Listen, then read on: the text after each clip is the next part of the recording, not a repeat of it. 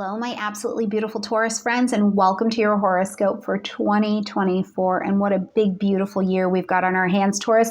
Lots for you to do, lots to be thinking about. And not only have you had such beautiful shifting energy in your personal space, Taurus, but also the world has opened up and made a space for your beautiful gifts. And so this year, we're taking these horoscopes up a notch, and you're not just going to get information and horoscope from me, but I've invited 4 other brilliant astrologers who are masters at their craft to help you get prepared to actualize your energy, your health, your finances, but also your gifts to get them out into this big, beautiful world that is just waiting for your contribution. So make sure, I'm telling you, Taurus, make sure you save this to your playlist. Make sure you grab your pencil, your journal, your notebook, whatever you need, and settle in, because this horoscope is going to be nice and long, going to be combing apart every little piece. Wade Caves is going to take you through finances. We've got Christopher Renstrom taking you through relationships. Cameron Allen is here not only with your medical view, but with movements, Taurus, to help you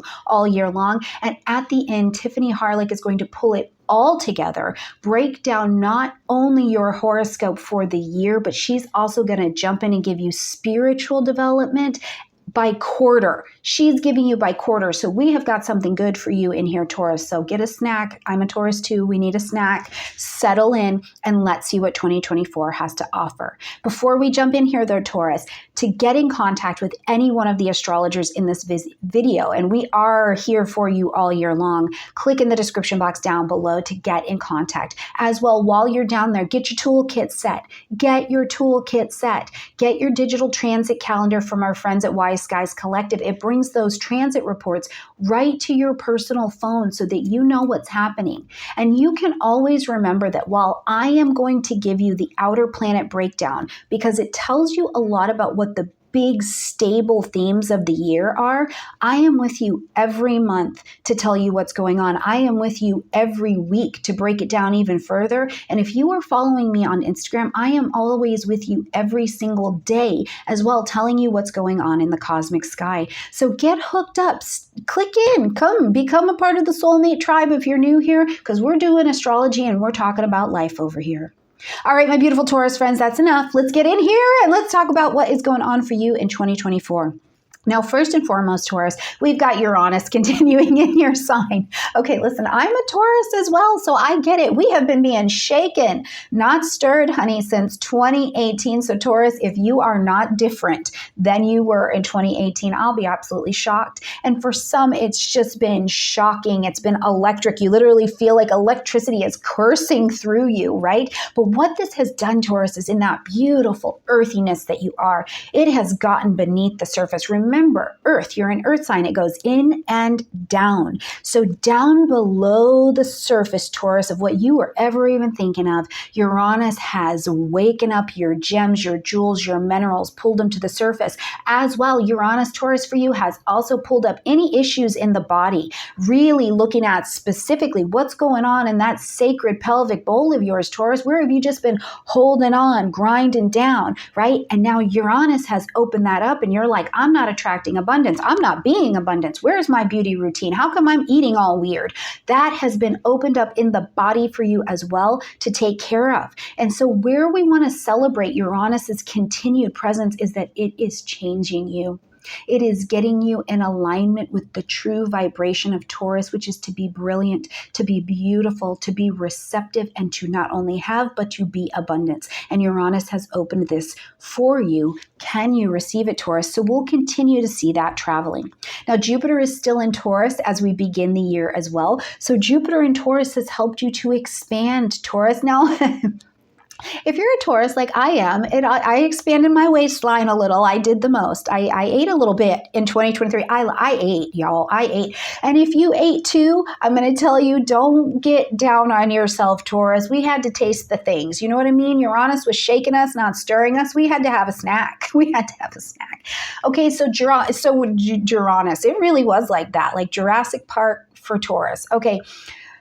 Jupiter in Taurus is going to continue until May to help you with this expansion because it also expanded you out into the world. It gave this option and this possibility for you, Taurus. So where you're going to have this still working for you until May is you have refined the way that you would like to expand yourself out, your look, your aesthetic, the way you teach, what you sell, what you have to offer, the wisdom that you're bringing in, teachers that you have decided are of ultimate value to help you actualize your gifts. All of that will continue. But when we get to May and we see Jupiter move into the vibration of Gemini, now lighting up your second house space, I first of all want to bring your attention to this.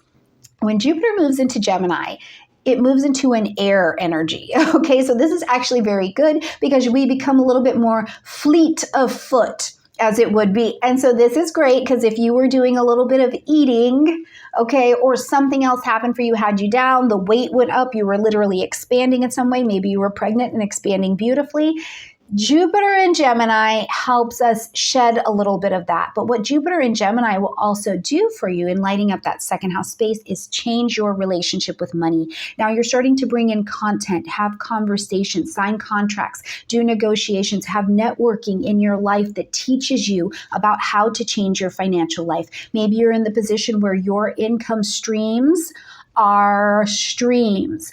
I want you to have income rivers. That means they are flowing and delicious. But if you're not sure how to do that, or you feel stuck, or you feel afraid, or you've never been taught that, Jupiter will bring you teachers as long as you expand and say, I'm willing to learn that. So your second house really can have a nice big expansion as we're traveling in 2024. Now we've got the nodes traveling through Aries and Libra. So this means that your 12th house and your 6th house are in activation of destiny points. Okay, Taurus? So with that north node in Aries, it's lighting up your 12th house space saying, Taurus, come this way. Come to me. So first of all, you've got some things behind the scenes. You've had some skills, some talents, some secrets, some whatever, some illnesses behind the scenes, Taurus. And they need to come up and out. You need to know that they're there. You need to have an acknowledgement that they are there so that you can see what you're going to do with them as we get into 2025. Even late 2024, you'll start to get some symbolism around that, okay? But also, Taurus, oh my God, and I just love this for you. North node in Aries in the 12th house is, first of all, get your spiritual life together. What do you believe in? What grounds you? What makes you say, no matter what, I know I am safe, loved, protected? What is that for you? Fight for that. Aries that. Usher that in. Be a sacred gardener and bring your spiritual life to life. But the other thing, Taurus, is do you rest? The 12th house is about rest, rejuvenation. It is okay to do less. But if you can't do less, and that seems like a foreign concept to you, or you have some but Stormie to offer me, the 12th house with this north node here is also going to show you where you have got to make changes in you, Taurus, to understand why you can't get in alignment with that vibration. So make sure that you are really abundant in taking care of that Aries energy. Follow the flow because it's a destiny time. Now, to help you with that, we've got Libra traveling through your 6th house space. And Libra is showing you the relationships that need to fall out at that south node point. So in the 6th house, it's your daily routines, right? So something, Taurus, in your daily routine, the universe may be showing you that needs to go. That needs to go. Where can you do less? That's if your kids are of age and can do things for themselves, let them do that. You know, if people are not asking you for advice on their life, Taurus, stop giving them. Do it less. Where can you do less? And where can you create? Venus still rules Libra. So where can you beautifully surrender something in order to allow the right balance and restoration to come to you? And as these two nodal points are working, we're looking for integration where Aries says, I need to make decisions to change how I'm doing something, or I need to initiate my change, right? And Libra says, I need to surrender some we in order to have the me. But when it's done beautifully, they integrate, and we have this beautiful interdependence between how I rest and how I work in my daily routine, how I work out, and where I'm not so obsessive that I can't let myself have a day off, where I treat my illnesses that I have, including mental illnesses, but I don't shame myself or continue to work out of bad behavior, right? So this is a really beautiful axis for you. Okay, Pluto Pluto is going to be doing a big dance, which is big news for us here. So Pluto's been dancing between Capricorn and Aquarius, and we're going to come into the year still rocking and rolling with this Pluto Capricorn vibration, 9th house for you. It's been working here for 20 years. This is not new information. So you have had a destruction in what you believe, your education, your higher education, training, your ideas around travel, legal things in your life, okay? So Pluto has been working to create changes there. But then when it stepped into Aquarius, this started to change your 10th house, your career zone, what you do in the world, your soul level calling. So as we're going to experience this, Pluto's moved temporarily into the Aquarian vibration again. Taurus, I want you to back up to March of 2023.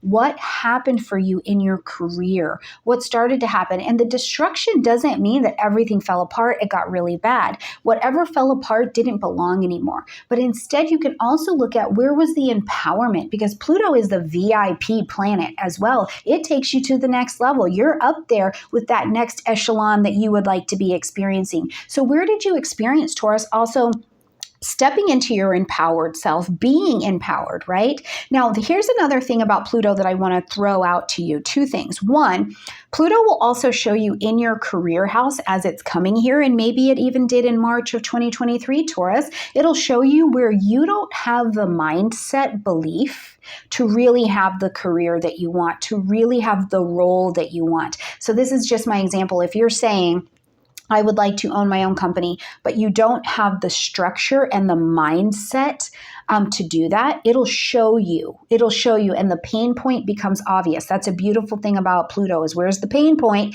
You find out very quickly.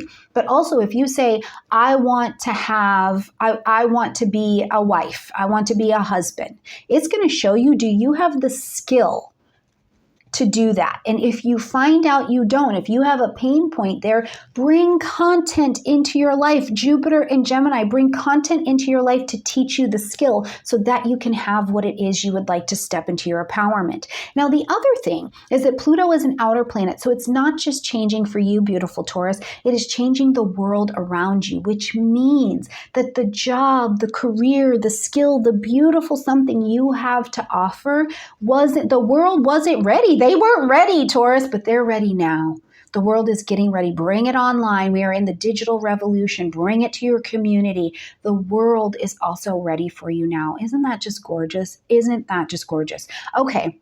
We've got Saturn and Neptune continuing to travel through the vibration of Pisces, and this is lighting up, again, that 11th house space for you. So I'm telling you, around social media, technology, innovations, and advancements. Taurus, a long-range goal, vision, and aspiration that you have for yourself, get it together. Get it together. Saturn in Pisces is like, stop talking about it, Taurus. Let's be about it. Write it down, put it on paper, and surround yourself. The 11th house is friends, friendships, social groupings as well. Surround yourself with the organizations, the people that you want to go to the next level, whatever that level is for you. If it's the level of healing because you're grieving, if it's the level of finance, what is your next level? Because here's the thing, Taurus, I just want to give it to you. If you want to grow, you have to be in grouping with people where what you want to grow into is normal. Okay? If you want to learn the language of astrology, you have to be with people who speak astrology, because it'll be the most normal, natural thing to them. If you are trying to learn astrology and really grow there, but you're hanging out with hairstylists who don't speak astrology, you're not going to grow, and you're going to feel like the odd person out. So Taurus, honey, yes, let's have a little bit of faith, put some structure around the groupings, and also your friendships, Taurus. This may be a time in your life where you're like, I love this person. We've been friends for 100 years. I really love and I support you spiritually, but we're not going in the same direction. And Saturn will ask you to emotionally and maturely look at the relationships that you have in your life. I'm really excited for you. Okay, and last but absolutely not least, we've got Mars stepping into retrograde this year, and that is big news, because when Mars or Venus go retrograde, it's close. So we feel it. We feel it. It's like, ooh, I felt that. You know what I mean? Mercury goes retrograde all the time, so we just notice it, but Venus and Mars go retrograde, and we feel it. Now, Mars is going to go retrograde in Leo, so it's going to light up your fourth house space. But I want you to flash back, Taurus, to the energy between June and October of 2023 when Venus went retrograde in Leo, revaluing things for you. You might have sold a house, bought a house, literally your conception and value of what is you living your best life, what is your best expression, what is really in your heart around your home, family, real estate, property, got a complete reset. Now, as Mars is going to come in, Venus has set the table and Mars is here to eat. Mars is like, I will have the bread, I will have keto. Mars is here to do something with it. So you may be relooking at a strategy. Maybe you move to a place and you're like, we're getting close, but this isn't quite the right place. Maybe it's working from home, something happening with your parents that you need to have a review of. Whatever it is, the changes to home, family, real estate, property, and the strategy, and also your desire around them will show up at the end of the year when Mars steps into this retrograde in Leo. My beautiful Tauruses, I hope you have a gorgeous, gorgeous year. Make sure you go over to stormiegrace.com. I have got a whole new website coming together for you where you can go, wait, I have got the full moon happening in the third house of my actual natal chart. What does that mean for me? And I have broken it down for you. So go over there, get into our resource list so that you can really take advantage of using your astrology this year and bringing that conversation to your table. Now, my beautiful Taurus, I'm going to leave you in the more than capable hands of Mr. Wade Caves to talk to you about your finances for 2024.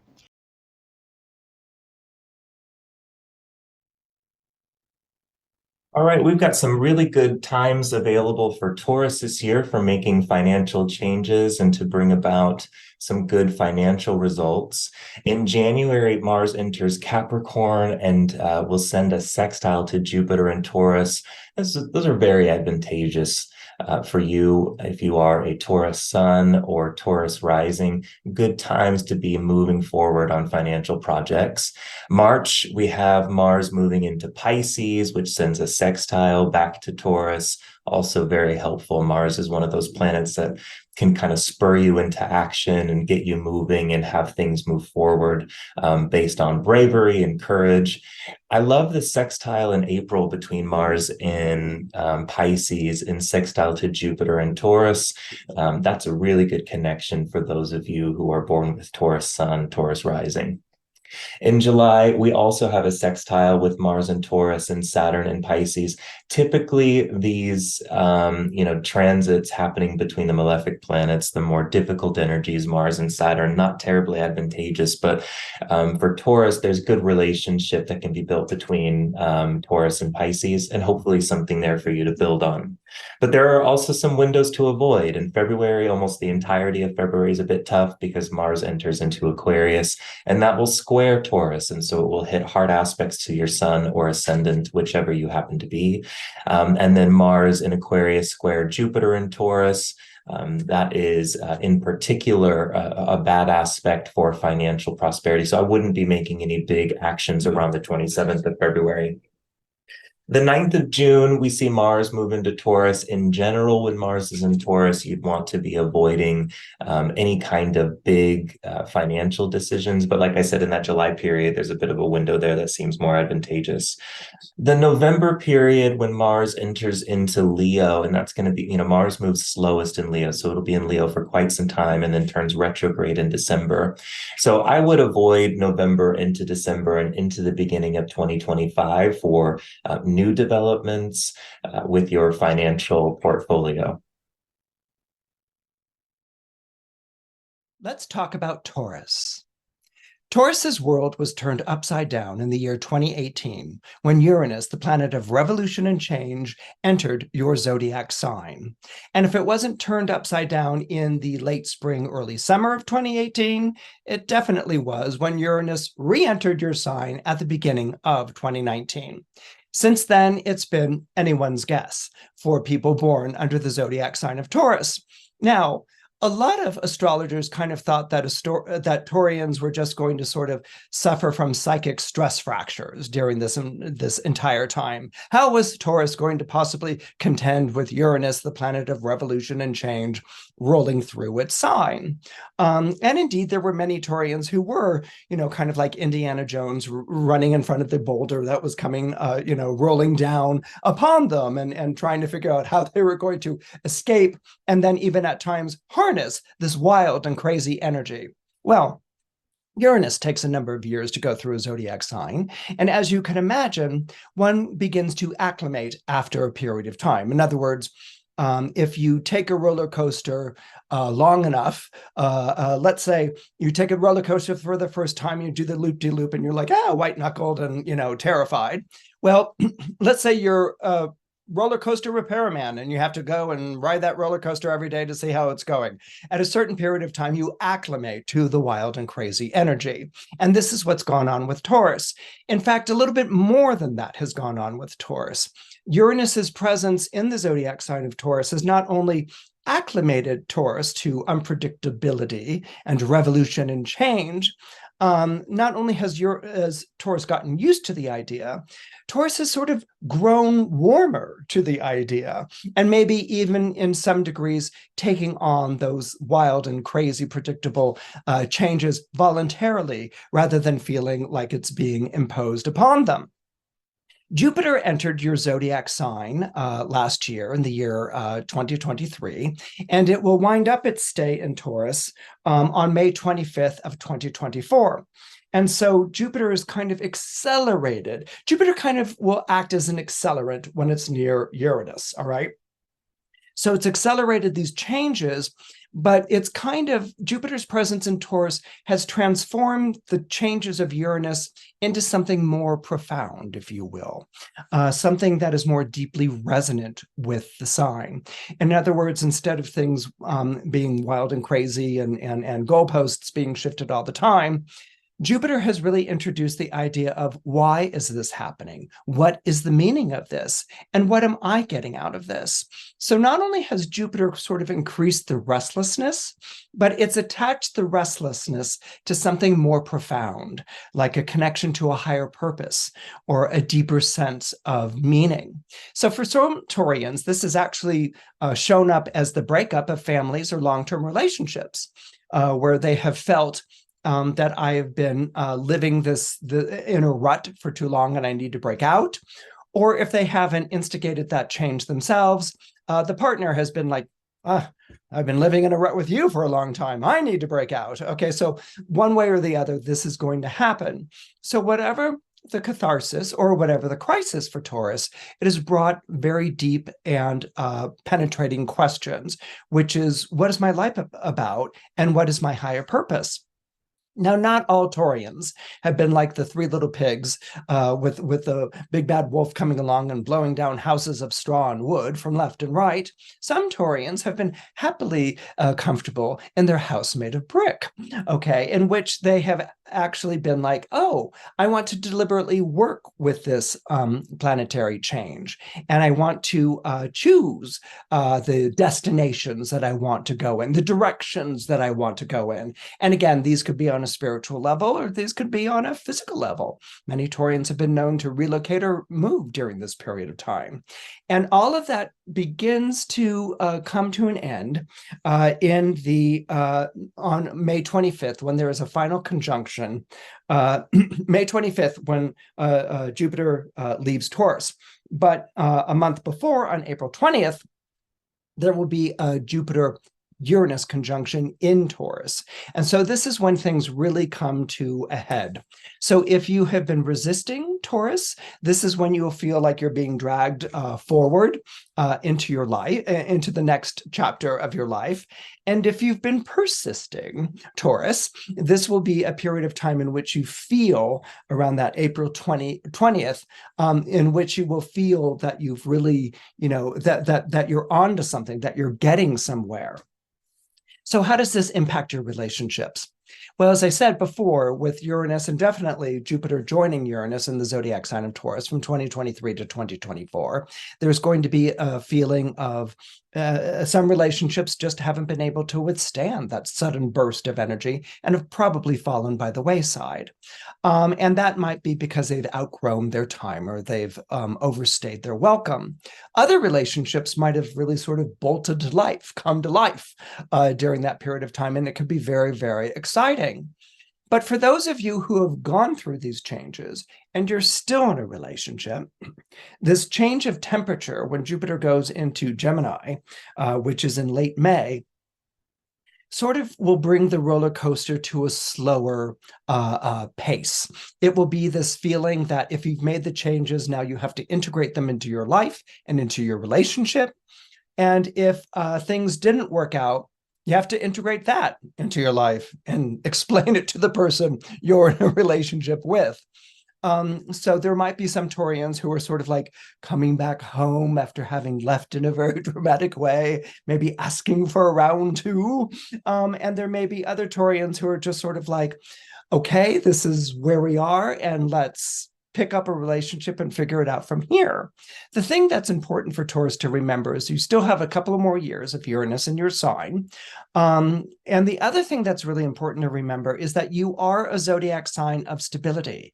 You are a zodiac sign of consistency. So no matter the radical or dramatic changes that have taken place and are taking place for you, you still have to reconcile them with your need for stability and consistency. Now, a lot of people think, oh, that means going back to the way I was living life before. No, that doesn't happen when you have Uranus going through your sign. It means committing to the future course that you're traveling down, the future path that you are now taking. Anyone who's signed on for that is a relationship worth keeping. And anyone who hasn't in your life, well, those are the people that you say goodbye to, because at this point, you really need to be true to you and to the people that you want to surround yourself with. Hey everybody, welcome to your 2024 Taurus Rising Medical Astrology Forecast. And just keeping it short and simple, we want to be mindful that Jupiter is moving through our first house, and Jupiter rules our 8th house, and Sagittarius is there. And so the 8th house oftentimes can represent where we feel emotionally and psychologically constipated. And so the energy of constipation, and also the 8th house represents, some people would say, death. And that seems a bit dramatic most of the time when we're actually practically applying astrology. And so what we want to think of it as fears that make us experience things that we fear more than death. Yeah. And so just being mindful of that, we want to focus on our nervous system and making sure that we don't get energetically constipated. And just being mindful, Jupiter is moving through Taurus and it'll leave Taurus May 26th. So we want to be mindful there, not to get our energy stagnant. Sagittarius also rules the central nervous system. So the energy of the central nervous system being in the first house means this might influence and affect our physical body on a very tangible level. Also, Jupiter is a slower planet as far as when it comes to assimilating and digesting, and so is Taurus. Taurus is a slower sign when it comes to digesting and processing things in general, of course. So we want to be mindful of that. So I'll give you a practice that kind of corresponds to that, but I'll say more. We also have Uranus coming through the first house, and this could bring a frenetic, very like tense energy. In herbalism, we would call it the wind tension state. So thinking about the wind coming by and hitting you in your face over and over again, and it makes you like kind of cringe. That's like the state that the body might be in. So we want to do something to release that as well. We also have the nodes going through the 12th house and the 6th house. Well, the 6th house is representing physical illness that can manifest through our daily habits. And the 12th house can represent our mental health. And so having the nodes there, we want to really use that as a point of emphasis. And the 6th house being Libra rules the kidneys. We want to focus on that. And the 12th house is Aries and it rules the head. So we kind of want to focus on that. So how do we put that all together as a simple practice that can be applicable for a lot of people with Taurus rising? Very simple. Because Oftentimes, too, mental health just has to do with the need to surrender consistently. And the sixth house also can correspond to the digestive tract as a whole. And so the practice we want to do is just one of surrendering. So we get into this position and we take our hands, we place our hands on the ground, and we bow our heads down between our hands. And we just do this in the morning time to release and let go. Also, by doing this, when I do this, I'm slightly engaging my back muscles here to really squeeze on the kidneys a bit there. Yeah? So when I come up, I'm squeezing those back muscles to get that energy moving, getting blood moving towards the kidney region. I can also rub here as I bring my head down. My head, Aries, dropping my head down, releasing, surrendering, so that I will not have any mental health problems. Yeah? Also, by doing this, the sixth house corresponds to and co-rules the digestive tract. So I'm also pressing down the digestive tract here. And so that's the practice for Taurus rising for 2024. And you want to be mindful too, if this is an uncomfortable position on your knees, you can always use a pillow to put down so that you can find more comfort. And if that's not comfortable as well, you can use two pillows. So having a pillow underneath, like I just had, while also adding a pillow underneath your knees so that it's more accessible for you to come down to this position. So again, coming down like this, rubbing the kidneys, or just placing the hands down, coming down, and then making sure to squeeze the back in the kidney region while coming up. So that's the 2024 forecast and simple practice for Taurus rising. Have a beautiful year, dear ones. Peace. Hey Taurus, I'm Tiffany Harlan. So before we get going, I just want to make a quick promise to you to deliver clear, concise, and accurate information to the best of my ability. And your promise to me is just to follow your heart, to follow your free will, and to never use astrology against yourself. Your spiritual opportunity, Taurus, is going to be with your health and your routine in 2024. And so is there some area that you are polishing your emotional well-being by getting on top of your health game and keeping a more consistent routine? There will be some changes of pace. And so your routine is going to be changed, and that is going to give you an opportunity to have a new reaction and have a different kind of response. And so these are the themes, whether it's slow and steady or up and downy. The theme for you to grow from and learn from is going to come best around your physical health and vitality and the rhythms that you use in your life. There will be supernatural support systems, and you might want an accountability buddy this year for any of the goals that you have in mind. Your mantras: it feels good to be in my body. I enjoy the human experience of life. I love being around uplifting people in a balanced and healthy way. I'm willing to see what the universe is helping me see in divine right timing for my best and highest good. Your ruling planet is Venus. And so Venus is a primal motivating factor in helping you decide how you want to work with the energy this year. So we're going to be looking at the Venus transits throughout the year to help you kind of activate some of your spiritual development throughout this year. So how do you rise to the occasion of your inner Venus? Really, it has to do with addressing what emotional wars you're going to stop fighting within yourself. What emotions are you going to stop using against yourself? And knowing that fighting something or continuing to hang on to something or struggle with something is a form of tolerance. It's a form of accepting it. And so how can you use the power of love that Venus has to heal some of these old tendencies, right? So as we're looking at your overall year of health and routine, we're going to break it down into 4 quarters. The first one, health. The second one with supernatural support. The third one about sacred contracts. And the fourth one about the ties that bind. The ties that bind. But first, let's talk about your health. So in January, it's a 9-month, which is a month of integration, of assimilation, of digestion. Venus is in Capricorn. That's very conservative, reliable, practical, dependable, practical magic, right? So your sign is in the sign of Capricorn. Your planet is in the sign of Capricorn.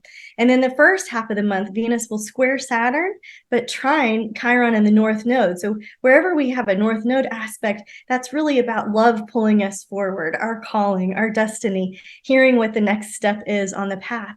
When Venus squares Saturn, sometimes it can feel like we've taken on too many responsibilities, or some responsibilities or duties are being put on us that maybe we didn't ask for. But just know this, because Chiron is there, the medicine bag of the planets, that these are some karmic relationships. These are some karmic opportunities and choices. And so your ability to adapt and respond to the best possible light is part of your spiritual development, Taurus. So the second half of the month, Venus is going to square Neptune. Things are a little bit hazy. Things are a little bit confusing. They're not quite as easy and flowing as we want them to be. But then she'll sextile Saturn and trine Jupiter. So I'm just saying, like, let a little time pass. If it doesn't feel like it's lining up, just fake it till you make it. Act your way into right thinking. Do the next right thing, and you will feel better mentally. In February, there's a little friction. It's a 1 month, and we tend to have our blinders on. And that can help us if we need to really focus on something. But it can also be kind of alienating. So know that February 1st through 15th, that you might be turning some no's and some roadblocks and some obstacles into, wow, that was the best thing ever. So just bless it or block it all of February. You can see that there's some opportunities to engage your network, especially as Mars conjuncts Pluto and Aquarius in your 10th house, right? Of career, of what you want to do with this world. So you've got February 14th with a pivot. There's some information coming in hot, a change of power. If you want to be considering a raise, if you want to be considering a leadership position or take on some leadership qualities, you could ask your network what they have available for resources for you. All right. In March, we have a 2-month, which in numerology is about a relationship. And it can be your significant other. It could be the relationship you have with your pet, but it also is that relationship that we have with the unseen world, right? Our self versus our higher self, the physical with the spiritual, the me versus my higher power. And know that in March, you have a huge opportunity to focus on your health reset. So if you haven't been feeling the health theme, this is when it's really going to start to stimulate for you. Venus in Pisces is a great time to take a yoga or meditation class, to enjoy some new music, to make a new playlist. There's the spiritual law of non-resistance available for you the first half of March as we go into the first eclipse of the year.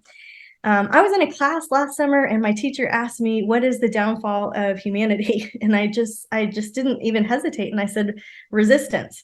And so if you're considering what you want to stop fighting, this is an optimal time of the year to work with the spiritual law of non-resistance, to be like a leaf on a fast-moving stream, to look at where the green lights are instead of where the red lights are.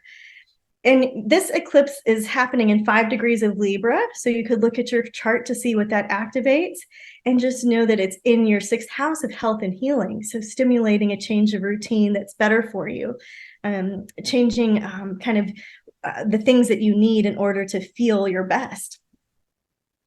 So here's a sacred reunification within your soul when the eclipse happens in the 6th and 12th house. So the 6th and 12th axis always works together, right? And you might notice that there are some things that you used to really, really like to do that aren't giving you the same amount of pleasure and happiness anymore. There are some habits that are falling away. This is an initiation back into the sacred heart being that you are. There's opportunities to see where you might be self-sabotaging, where you might be feeling powerless, and where you might be aware of some adjustments that you want to make in your own interior castle. So the health reset, I like to recommend that people write their spiritual healers list. So my list here is very robust. It's just opportunities, offers for you to consider what you want on your list. For me, it's about practitioners, places and spaces, and also my home remedies kit. I really got into homeopathics a couple years ago, and so I definitely have those in my kit. I've got flower essences. I've got other things that feel supportive to me, and you might discover some new ones to put on your list this year. So this quarter, I'm inviting you to use the Ho'oponopono prayer. And if you haven't read the research on that one yet, it's definitely something to look up. But it goes like this. I'm sorry. Please forgive me. Thank you. And I love you. The stewardship opportunity you have is to yourself, to be a good steward of your own body temple, your own physical body. And so how will you be a good steward of your body this quarter and this year? And a journal prompt for you is to list your creature comforts, right? This is something like for me in my house, when we get groceries, we'll make a list of menu options that are available based on the food that we have. And that way, when it's time to make a decision for dinner or lunch or whatever, we can just go down the list and say, okay, this one, that one. Make your life easier by having the creature comforts that you want and need available to you this quarter. And then a great book to check in with is Metaphysical Anatomy. It's by Yvette Rose. There's a couple different volumes. I like the big yellow one. It's one of the, I think it's the best book on metaphysical anatomy. So if you've got any sort of health issue, or you're being made aware that there's a pain or something to flush through or work through in your physical body, this book will address the emotional component behind it. And it's just fascinating. So I invite you to check it out if that resonates. For your second quarter, Taurus, this is where we get the supernatural side to come into play. In April, this is one of the bigger months of the year. It's a 3-month, which is very extroverted, charismatic, charming energy. And I'm suggesting that you have a little focus on interior design. Now, what do I mean by interior design? Yes, when you change things in your house, absolutely, it changes the energy in your physical body. So that's one place to stop.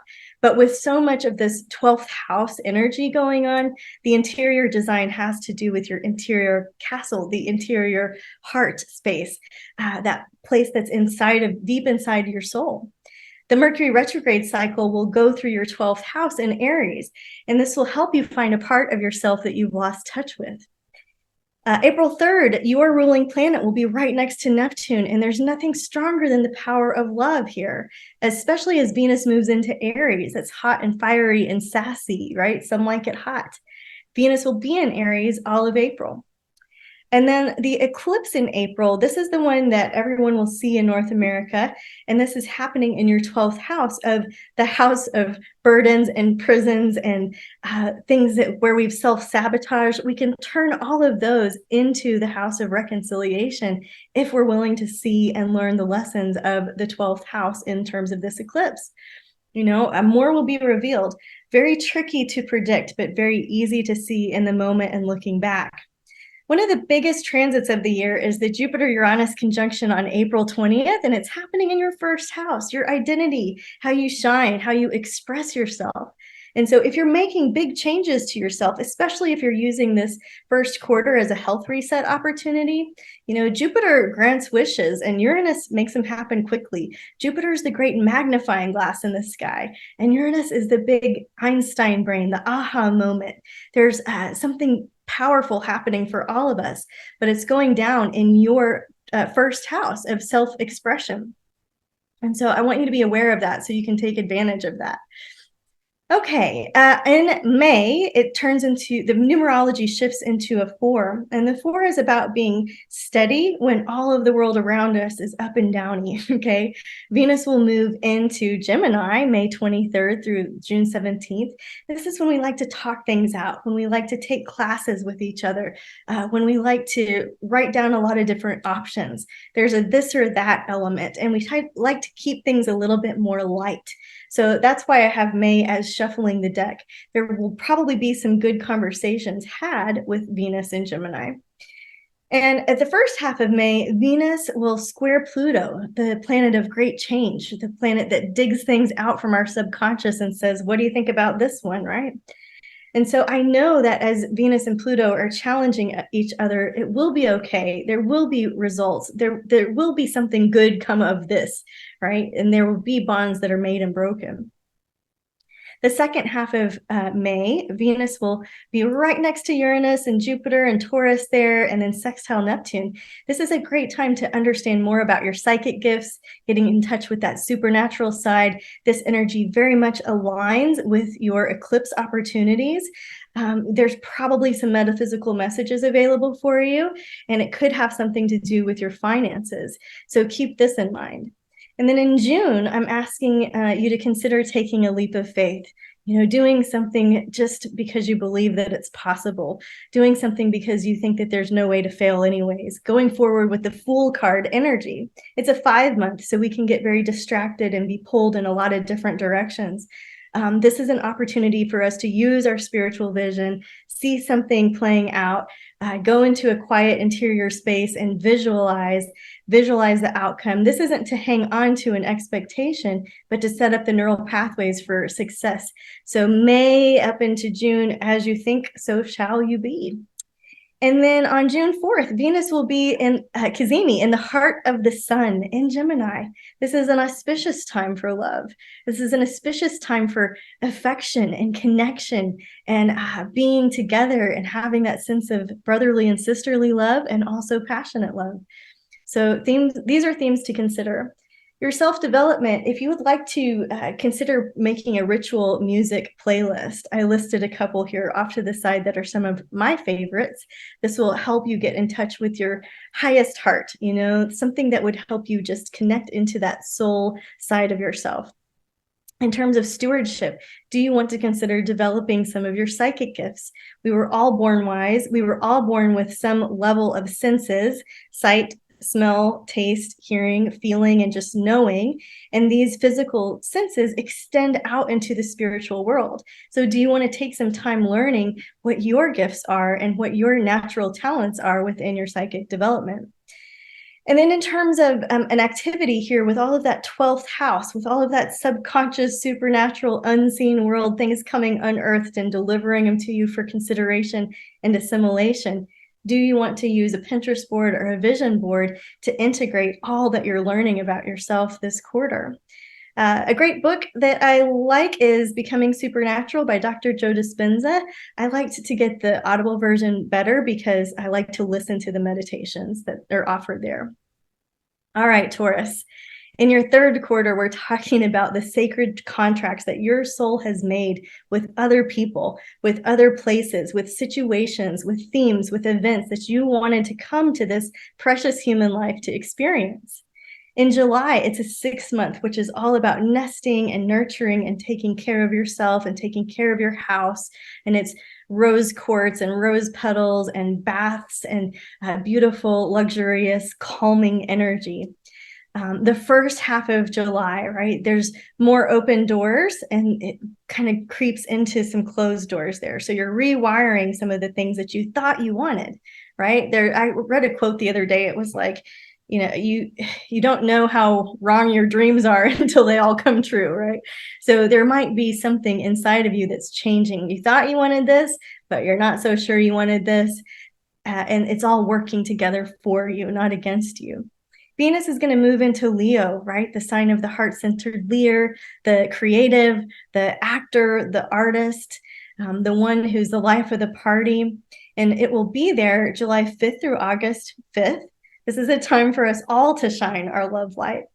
And towards the end of the month, Venus trines the North Node in Chiron. So the activity here as she sextiles the South Node, to me, that feels very deja vu. That feels like sacred contracts. That feels like somebody I knew from a past life, or you look up and you think you've seen that person or you know that person before, or you introduce yourself and you just immediately have a connection.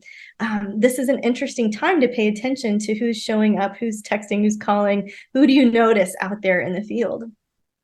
Okay, now in August, we have a 7 in the numerology. This is more interior, reflective soul work, okay? And the retrograde cycle will go through your 5th and 4th house, meaning your roots and your refuge, the place where you go to feel like a sense of connection to the past, a place where you relax at home. And so you might be doing some feng shui or home redesign during this time of the year. When Venus moves into Virgo in August, It's the little things that count. So send the texts, say the I love yous, leave the heart-centered rock in the path, and do the little, it's the little things that count. In August, at the end of August, Jupiter will square Saturn, and we'll have two opportunities to work with this energy in 2024. This is the first one in August 19th, and the second one will come back on December 24th. Jupiter shows us what we want, our big ideas, our bucket list travel, the biggest, best possible way to live the expression of this human life. And then Saturn shows us our responsibilities, our duties, the things we have to do. And so there can be some inner tension with what I want to do and what I think I'm supposed to do. This is a challenge of the mind. So you can name your mind, right? You can give your mind a name and then excuse it when it starts to give you all of these ideas that you're not doing what you're supposed to be doing, or you're not acting according to the plan, right? Like, this is an opportunity to see outside of that. In September, we have an 8-month, and what goes up must come down, and what goes down must come up. So you're going to be riding some waves here in September.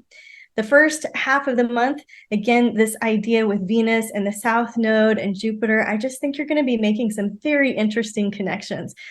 This is kind of like the energy of, I have this aunt who's always like trying to help me out, who always knows somebody in the network, who is making connections. And that's what the energy feels like for you, Taurus, this first half of September. And as we lead into the eclipse on the 18th, it's really perfect, right? Because it's happening in your 11th house of alliances and friends and the people that we have these soul contracts with. So I want you to really stay curious about, again, who's showing up, who am I naturally drawn to talk to, who feels like a good connection, and understand that something bigger is wanting to happen through your life through these connections. So if you're looking at this, the eclipse themes of the 5th and the 11th house, this is a sacred reunification that you're having with your inner child. The 5th and the 11th house, yeah, it is the audience, and yes, it is friends. And the 5th house, sure, it's about playing and creativity, but we can't get further along the path if we have some inner child frustrations. And so here are some themes and questions and ideas that you might be seeing around this time of the year. Okay, I'll let you screen grab that. And as we're considering self-development, I love to recommend the Silva meditation. You can get free versions or paid versions, and he has a specific method for focusing the mind that he guides you through, or his practitioners walk you through. And what I love about it is that he says that it does not work unless your vision also helps so many other people. So play with that, see what you think about it. In terms of stewardship, it would be checking in with your friends. What kind of friend am I? What kind of friend am I being? With that Venus and Virgo, the little things that count. Do you want to send out a bunch of cards, just some I'm thinking about yous, things like this? And then in terms of your eclipse theme and reparenting yourself, consider childhood photos or looking back at that small version of you, and what promises will you make to your inner child this quarter? And what would the best parent in the world tell that version of yourself that they need to hear, right? That I choose you, that I love you, that I'm so glad you're here, that I believe in what you're doing. And these things will absolutely help rewire the neural pathways of your mind, the pathways of your heart, and help you heal and grow. The book recommendation I'm suggesting is Sacred Contracts by Carolyn Meese. And as we go into the 4th quarter, Taurus, I'm talking about the ties that bind, the thing that keeps us together, the alchemy of love and emotions. In October, we have a repeat of the numerology. It's a 9 from January. It's integration, assimilation, things coming together, things coming full circle and starting to make more sense. Now, on the 2nd, we've got an eclipse in your 6th house of health, right? So things coming back around from earlier this year when you were working on your physical, emotional, and mental health. And the health you have in terms of relationships. It's in Libra, right? The health that we have in terms of relating to other people is also very critical this quarter. October 1st through 15th, I'm suggesting progress, not perfection. Just doing the next right thing, not the next thing right. So don't get into analysis paralysis. Don't get overwhelmed and shut down completely. Just do the next little thing right, or the next little thing. Doesn't have to be perfect. When Venus moves into Sagittarius, right? Have you ever met a free spirit? Have you ever met somebody that is just spontaneous and says yes and marches to the beat of their own drum? That's the energy of Venus in Sagittarius. It's a pilgrimage of the heart. It's doing something just for the love of doing it. That's the free spirit energy available to you there at the end of October. In November, it's a 1, and this is a repeat of the February numerology. This is where we can get hyper-focused on things. Now, Venus will move into Capricorn there, November 11th through December 7th, and this is when we're more conservative, where yes, we have practical magic, but we need to go slow, we need to be considerate, we need to be mindful, and so slow and steady wins the race. I'm suggesting the theme of focus pocus for November. Using the method of the Silva method for mind control can be very helpful during this time. The Mercury retrograde pattern will happen in your 8th house of shared resources. That's the ties that bind. So anything that maybe you've been in a joint venture and it's not working, or maybe you have a shift or you want to be in a joint venture, whenever there's 8th house themes, the typical thing you hear in astrology is sex, death, and taxes, right? So yes, there will probably be some issues for you to discover with sex, death, and taxes. But what that is the deepest human bonds, the thing that connects us viscerally at the gut level, the thing that rocks us to our core. And so these shared spaces, shared resources are going to be a big part of your heart here at the end of the year.